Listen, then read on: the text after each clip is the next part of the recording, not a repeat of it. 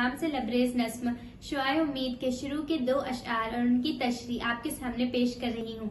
नस्म शुआए उम्मीद अजीम शायर अल्लामा इकबाल के मजमूए कलाम बाले जिब्रील से ली गई है। इसमें बहुत गहराई है, हम कुछ हद तक इसको समझने की कोशिश करेंगे। सूरज ने दिया अपनी शुआओं को ये पैगाम, दुनिया है अजब चीज, कभी सुबह कभी शाम। इस शेर की मुश्किल अल्फाज के मानी, शुआ यानी किरण, शुआए उम्मीद कहते हैं उम्मीद की किरण को। अगर लफ्जी मानी देखे जाएं तो ऐसा लगता है कि सूरज अपनी किरणों से बात कर रहा है और कह रहा है कि अल्लाह ताला ने दुनिया अजीब बनाई है कि कभी सूरज के निकलने से सुबह हो जाती है और गुरूब होने से शाम का अंधेरा छा जाता है, यानी हर वक्त कोई न कोई तब्दीली रोनुमा होती रहती है। अल्लामा इकबाल ने सूरज और उसकी किरण को बतौर इस्तिआरा इस्तेमाल किया है। इस शेर के जरिए उन्होंने पूरी जिंदगी का फलसफा, जिंदगी की हकीकत, दुनिया की सबाती को बयान किया है, यानी इस दुनिया में किसी चीज को करार नहीं है। दुनिया है अजब चीज, कभी सुबह कभी शाम के मतलब किसी शख्स के साथ अगर रंजो गम है तो वो हमेशा नहीं रहेगा। किसी के साथ खुशहाली है, वसत रिस्क है, फारुल बाली है, सेहत है, जवानी है, तो वो भी हमेशा नहीं रहेगी। ये जो सुबह है ये शाम में ढल ही जाएगी।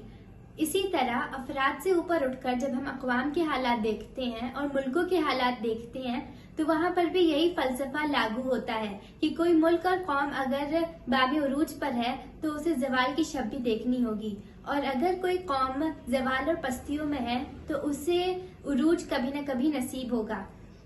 ये दुनिया का फलसफा है और सुबह और शाम दिनों रात यही तालीम देते हैं कि गमों और परेशानियों से इंसान घबराए नहीं, कौमें इससे मायूस ना हो। शब के बाद सुबह आती है, हर उरूज के बाद जवाल है। अल्लाह ताला ने दुनिया ऐसी ही बनाई है, दुनिया के हर शय को जवाल है।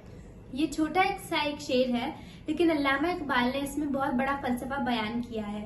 इस नस्म का दूसरा शेर है, मुद्दत से तुम आवारा हो, पिन्हाए फजा में बढ़ती ही चली जाती है बेमोहरी अय्याम।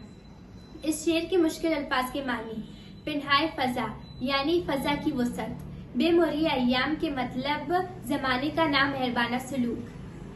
इस शेर में सूरज कह रहा है कि ए किरणों, तुम एक अरसे से इस फजा में मुंतशिर हो और जमाना जो है तुम्हारी कोई कद्र नहीं कर रहा है। तुम दुनिया में रोशनी फैलाती हो, लोगों पे एहसान करती हो, फिर भी दुनिया के लोगों की बेरुखी बढ़ती ही चली जा रही है। इस शेर की कई रंग में तशरीह हो सकती है। ये कहा जा सकता है कि हर वो नेक शख्स जो रफ़ाए आम्मा के लिए काम